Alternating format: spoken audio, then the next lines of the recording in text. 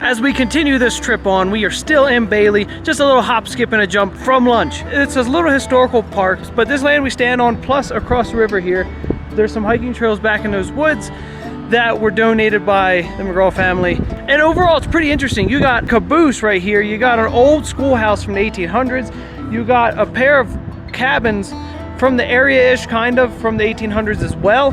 And then back here is a shed. I don't think the shed is as old, is super old. They built it to protect the equipment within the shed. So there is an old goods wagon and a lot of equipment and tools from when ice was a big industry for like cooling rail cars, or used as even air conditioning way back before we had the current AC we have today.